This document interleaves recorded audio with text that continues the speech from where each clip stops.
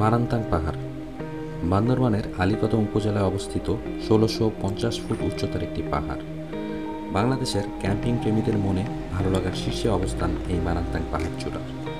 তাই ঘরে বসে না থেকে এবারের পর্বে বাইক নিয়ে আমরা বেরিয়ে পড়ব ঢাকা থেকে মারান্তাংয়ের উদ্দেশ্যে।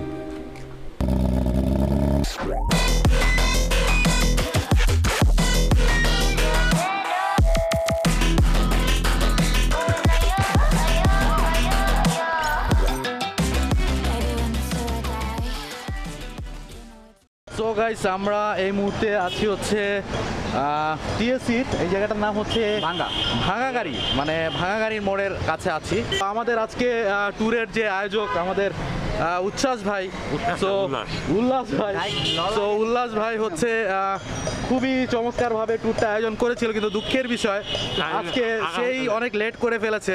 আমরা অনেক আগে চলে এসেছি। আমি সবসময় লেট করি, কিন্তু বাট আজকে কিন্তু আমি অনেক আগে চলে এসেছি। উল্লাস, এই কথাটা সত্য? আচ্ছা, যাই হোক, আমরা এখান থেকে কিছুক্ষণের মধ্যে রওনা দিব। আমরা আপাতত 4 জন আছি। তো আমাদের আরও বন্ধুরা যখন আসবে তখন আমরা সবাই মিলে এখান থেকে চিরাংয়ের উদ্দেশ্যে রওনা দিব।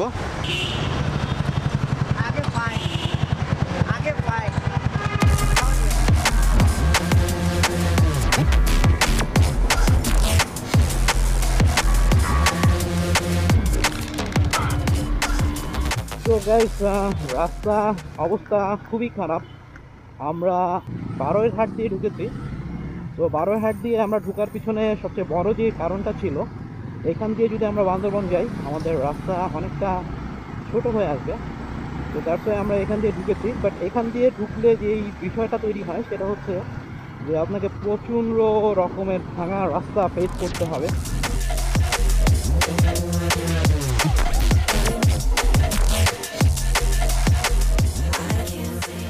আছে কি এখানে ভাই কোনো কটেজ আছে, বা আশেপাশে কোনো রিসোর্ট টাইপের কিছু আছে? হ্যাঁ, খাওয়া দাওয়া করবো। খাওয়া দাওয়ার পরে যদি আমরা কোথাও স্টে করতে চাই তাহলে কি কোনো ব্যবস্থা আছে? সো গাইস, এই মুহূর্তে আছি হচ্ছে হাটহাজারিতে। গতকালকে বারোয়ারহাট দিয়ে ঢুকে হাটহাজারি পর্যন্ত আসতে আসতে প্রায় ভোর হয়ে গেছে। আর ভোরবেলা হাটহাজারিতে যে আসলে বিশাল বড় একটা ধাক্কা খাইছি, কারণ হাটহাজারিতে কোনো হোটেল, কোনো রুম, কোনো কিছুই খালি নেই। আসলে আজকে 16ই ডিসেম্বর, যে কারণে প্রচণ্ড প্রেশার, অনেক ট্যুরিস্ট ঘুরতে আসছে এখানে। রেস্ট ছাড়া আসলে এত বড় জার্নি করাটা আসলে অনেক কষ্টের, যে কারণে আমার বন্ধু সুজন সে ঢাকায় ব্যাক করার সিদ্ধান্ত নিছে। আর ওকে বিদায় জানানোর জন্য আমি এখন অনেকটা ভিতরের দিকে আসছি। সো এখানে আমরা দুজন একসাথে লাঞ্চ করব। সো গাইস, আমাদের দুপুরের খাবার শেষ। এখন সুজন ও ঢাকার দিকে চলে যাবে, এবং ও চলে যাওয়ার পরে সম্পূর্ণ একা আমি বেশ লম্বা একটা পথ একা একা বাইক চালিয়ে মারান্তাংয়ের উদ্দেশ্যে যাব। তবে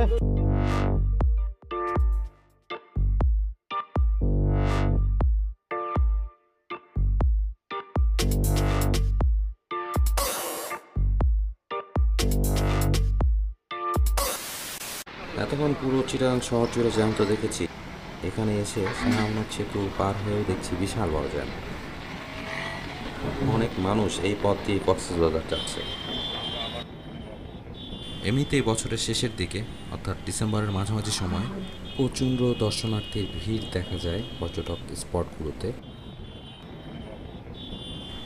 আর এইবার যেই লম্বা ছুটি রয়েছে আর যে হারে মানুষ এই রাস্তা দিয়ে কক্সবাজারের দিকে এগিয়ে যাচ্ছে, এতে বোঝাই যাচ্ছে কক্সবাজারের অবস্থা কি পরিমাণ করুণ হতে যাচ্ছে। সেই ভয়াল আলীকদমের রাস্তা ধরে আমি সম্পূর্ণ একা এগিয়ে যাচ্ছি।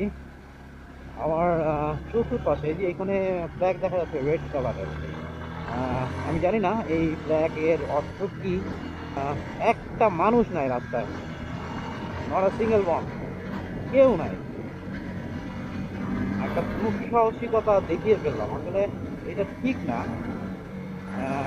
তারপরও কেন জানি একটু মুখ চাইও, জানি না সামনে কি হতে যাচ্ছে। দোয়া করছি যেন কোনো রকম অঘটন তৈরি না হয়। সো গাইস, ফাইনালি গত রাতে আমি মারান্তাং পাহাড় চূড়ায় উঠেছি। গত রাতে এখানের অবস্থা খুবই ভয়াবহ ছিল। এখানে পর্যটকদের থাকার জন্য যে ধারণ ক্ষমতা রয়েছে তার থেকে প্রায় 3 গুণ বেশি মানুষ গত রাতে এখানে অবস্থান করছিল। এক কথায় বলতে গেলে গত রাতে এখানটার অবস্থা উদ্বাস্তু শিবির বা আশ্রয় শিবির, রোহিঙ্গা ক্যাম্প এরকমই ছিল। তো যাই হোক, গত রাতে এই উদ্বাস্তু শিবিরের আমরাও অতিথি ছিলাম, যদিও আমাদেরকে আসলে এই নিচে থাকার ব্যবস্থা করে দিতে পারেনি, তাই আমাদেরকে ওই যে পাহাড় চূড়া দেখা যাচ্ছে ওটার উপরে আমরা গত রাতে ছিলাম। শীতে প্রচণ্ড বাতাসে তাঁবু স্বল্পতার কারণে অনেক কষ্ট করতে হয়েছে গত রাত। বলেন আপনার অনুভূতি বলেন, এই যে আসলেন যে আপনি, কেমন লাগছে? সবচেয়ে কঠিন অনুভূতি হচ্ছে আজকে আমরা খুব প্রেশারে ছিলাম, মানে ইয়েস্টারডে, কারণ 16 ডিসেম্বরের কারণে এখানে অনেক ট্রাফিক ছিল, অনেক ট্যুরিস্ট এখানে আসছে ঘুরতে অ্যাট এ টাইম।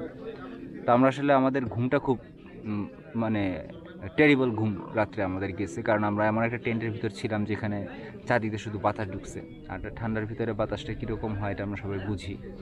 আসলে আমাকে ঘুমাতে পারি নাই, ওইভাবে সময় কাটলো।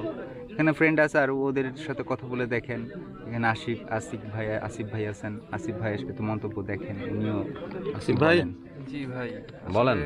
আমাদের সব কিছুর টাইমিং উলটপালট হয়ে গেছে। হ্যাঁ, খাওয়া দাওয়া থেকে নিয়ে শুরু করে আমাদের গন্তব্যে পৌঁছানো পর্যন্ত সব কিছুই টাইমিং আসলে অনেক লেন্দি হয়ে গেছে।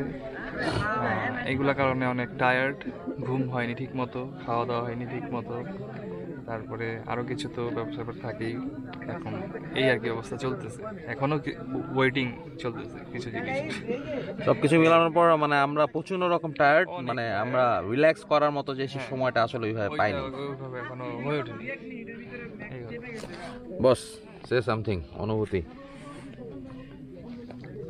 খুবই টায়ার্ড অ্যাট ফার্স্ট, খুবই টায়ার্ড অ্যান্ড খুবই পেনফুল রাত আমরা কাটিয়েছি।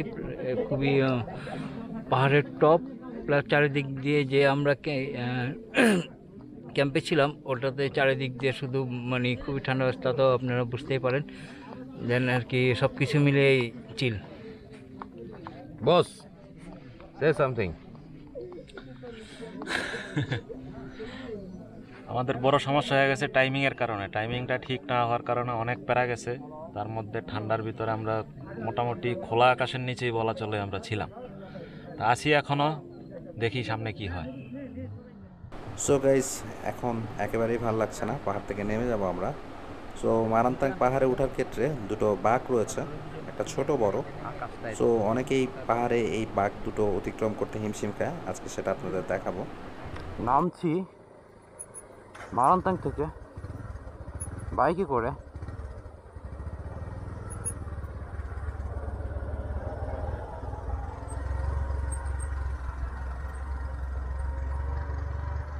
খুবই ঢালু রাস্তা,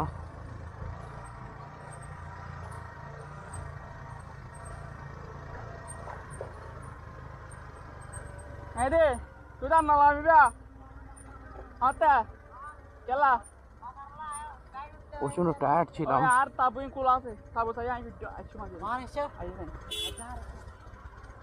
প্রচন্ড ক্লান্ত হওয়ার কারণে আমার বাইক দিয়ে দিয়েছি আরেক ভাইকে, উনি আমারটা নিয়ে নামছে। একটা সমস্যা হয়ে গিয়েছিল বড় রকমের, সেটা হচ্ছে ট্রাস্ট লক রিমোটে চাপ থেকে বাইকটা অন হয়েছিল, আর এই অন হয়ে থাকার কারণে চার্জ শেষ হয়ে গিয়েছে, স্টার্ট নিচ্ছিল না, ব্যাটারি বসে গিয়েছে। সো খুবই ঝামেলায় পড়তে হলো।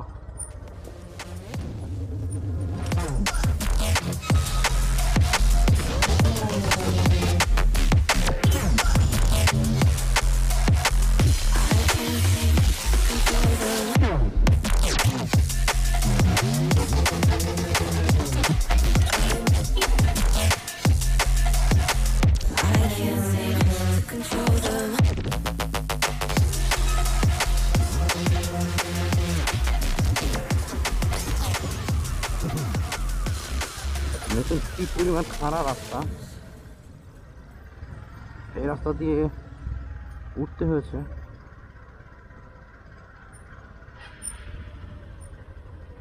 এবারে দাঁড়া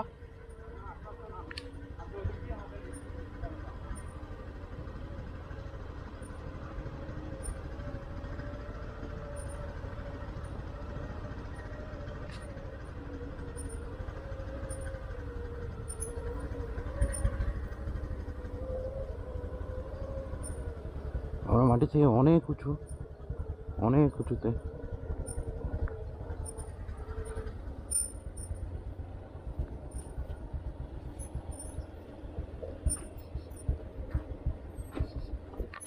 নামো হুম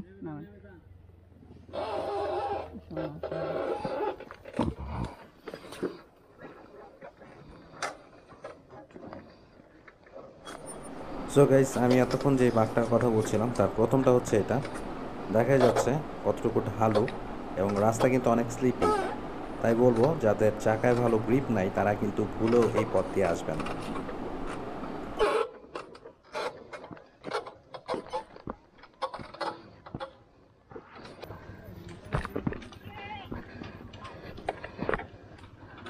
আমি রাইডিং বুট পরা, তারপর আমি পায়ে নামতে পারছি না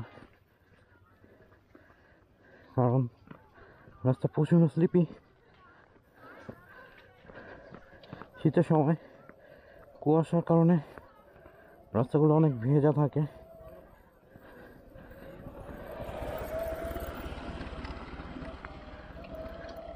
উঠবো?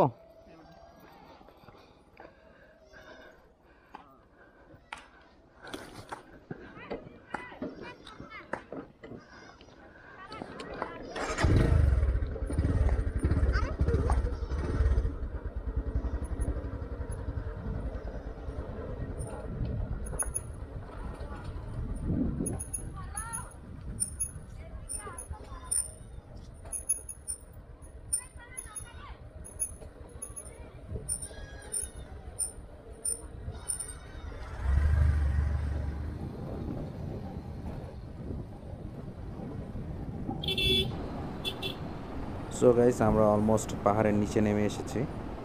আলহামদুলিল্লাহ, আল্লাহ সুস্থভাবে পাহাড় থেকে নামতে সাহায্য করেছেন। তো গাইস, আমার বাইকে একেবারে চার্জ নাই, আমি জানি না এখান থেকে বান্দরবান কীভাবে যাব। এনিওয়ে গাইস, ভিডিও ভালো লাগলে অবশ্যই লাইক, কমেন্ট এবং শেয়ার আশা করছি। আর আমার চ্যানেলে সাবস্ক্রাইব তো মাস্ট। সো দেখা হবে আরেকদিন নতুন কোনো ভিডিওতে।